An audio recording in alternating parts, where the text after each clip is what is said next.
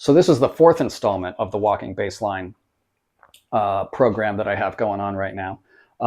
In the previous videos, I explained how to begin this whole process, how to begin training your ears, how to begin understanding how to approach walking bass lines, how to develop playing through changes that go from just connecting one chord all the way through playing through tunes at tempo all over the neck. So I explained all that stuff in the previous videos, and each video is going to build on the last one. So if you haven't seen the previous 3 videos, you're going to want to go check those out.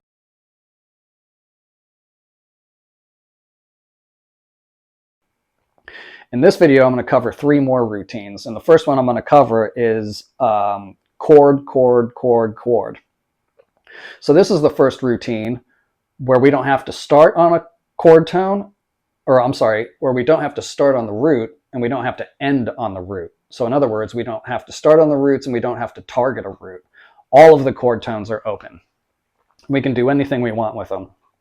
So this really starts to open up a lot of possibilities. And you're going to want to spend a good amount of time on this routine because it's going to be a little trickier than you think. Like, it might be easy playing over D minor to G7, but by the time you get to a full tune and you're playing choruses and you're all over the neck, it can fall apart pretty quick. So don't underestimate it. So if we're doing chord, chord, chord, chord, that literally means you could play individual unique chord tones from the arpeggio on every beat. Something like that. Each tone is a different chord tone. You could hang on the same chord tone. You could hang on 2 chord tones. You could rotate them. Anything you want. And don't forget, you can still do the root. The root is a chord tone. So whatever you want to do. So now I'm going to show you a few examples on how I start putting this stuff together. And like I said, this time we're not targeting the root. And when I'm doing these exercises, I will specifically avoid targeting the root. And this is when it gets tricky, is because by now, when you get this far into it, you're going to be hearing where you want to go. But because it's an exercise, if you hear that you want to go to the root, you got to avoid going to the root. You got to go someplace else. So this is when the exercises actually start getting a little bit more challenging. So now we're going to totally avoid targeting the root. We're going to target any other chord tone. We can use any sequence of chord tones to get there, but the approach has to be a chord tone. It's not going to be the typical approach note. We're just leaning on arpeggios right now, and that's all this particular exercise is. So here's the first example of chord, chord, chord, chord on D minor G7C.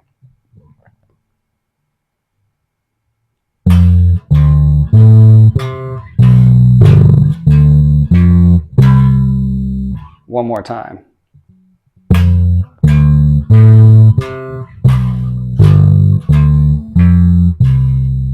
So in this one, I just used a sequence, and I used third to the root, to the 5th, to the 7th, and I just sequenced that over G7. So third, root, 5, 7, then to the root, to land on C, but I could have gone to any other chord tone. So in slow motion, I went from the 3rd to the root, to the 5th, to the 7th. Then I sequenced the same idea, literally, just down to G, 3rd, root, 5, 7th. And then I land on C. But I could also land on E. I could land on G. So 3rd, root, 5, 7, 3rd, root, 5, 7, maybe down a half step to the 3rd of E. Different color. That 3rd defines the chord. It's a different color. It sounds great.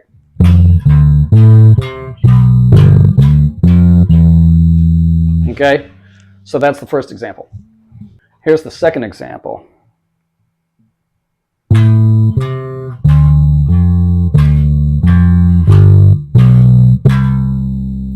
So one more time.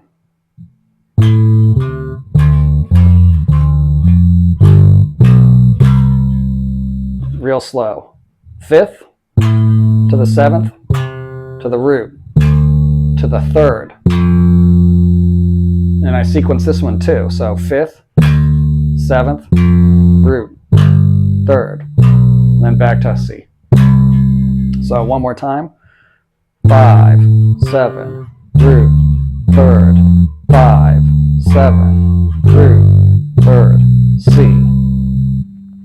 Okay, so that's that example. So that last example got a little bit redundant.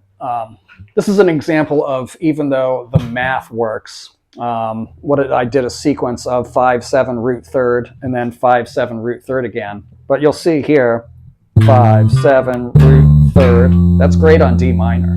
But then the 5 and 7 of G7 is the same thing as the last thing I just played. So even though mathematically that works, and you can do that, and if you're running the routine, there's nothing wrong with that routine. But I don't like the way that I repeated it. So I'm going to do another one. And this is kind of the process of what you do with this thing, is you just take these ideas and work them out. So I did 5, 7, 5, 7, root, 3rd. I'm not going to repeat it this time. Now I'm going to go 3rd, 5, root, 3rd, C. So the second half is now going to be 3rd, 5, root, 3rd, C. So here's the last example I'm going to do of chord, chord, chord, chord.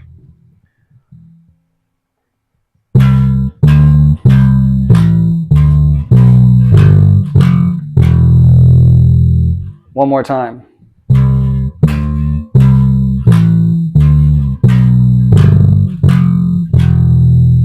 So what I did was the 7th to the root, back down to the 7th, to the 5th, to the 5th of G, which is D again, down to the 3rd, down to the root, down to the 7th, and then E, which is the 3rd of C major 7. So one more time.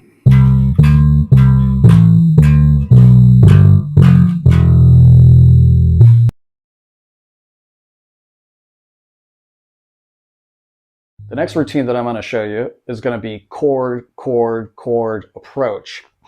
So now we are going to add in that approach note. And as I mentioned before, the approach note can be diatonic from above, chromatic from above, diatonic from below, chromatic from below. So either a whole step or a half step from above, or a whole step or a half step from below your target tone. Okay, so here's the first one of chord, chord, chord approach.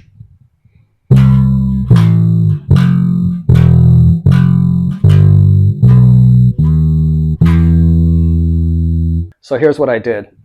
The 7th of D minor to the 5th, down to the 3rd, E to get me to F, up to G, up to B, up to D sharp, as an approach to get me to E. So chord, chord, chord, approach, chord, chord, chord, approach, chord.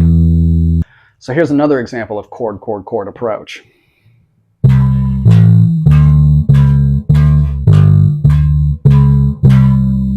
One more time.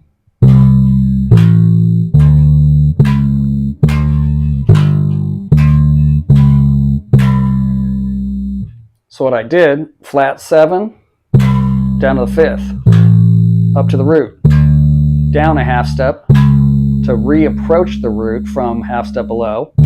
So C, A, D, D flat. Now I land on now I land on D. So again, one more time to be clear. C, A, D, D flat, D, G, D, D flat, C. C, A, D, approach, D, G, D, approach, C. So one last time. C, A, D, D flat to approach D, G, D, D flat approach, C. So here's the last example that I'm going to give you of chord, chord, chord approach.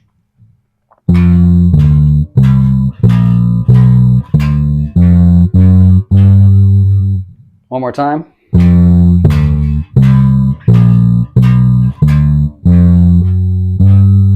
So what I did here is the 3rd down to the root, down to the seventh. A sharp, half step approach from below to get me to B, up to D, up to F, connecting to G by half step from below. So F, D, C, A sharp, B, D, F, F sharp, G.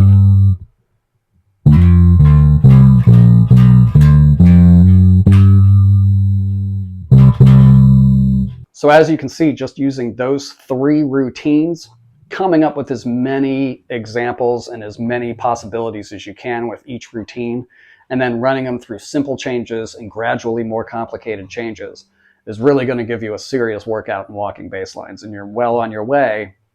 You're pretty much almost there, if you're not there already, to just burning through tunes with walking bass lines. And sooner than later, it'll be by ear, and it'll be by instinct and not by preconceived mathematical patterns that you're working too hard on. Keep in mind that all of this is about the ear, so get really good at these in small harmonic units, get really tight, get them all over the place, work your ass off on them, and then eventually, and probably sooner than you think, you're going to be able to do this by ear and just improvise your way through tunes doing walking bass lines. There's one more video coming up which gets even more sophisticated, and so check that out next week.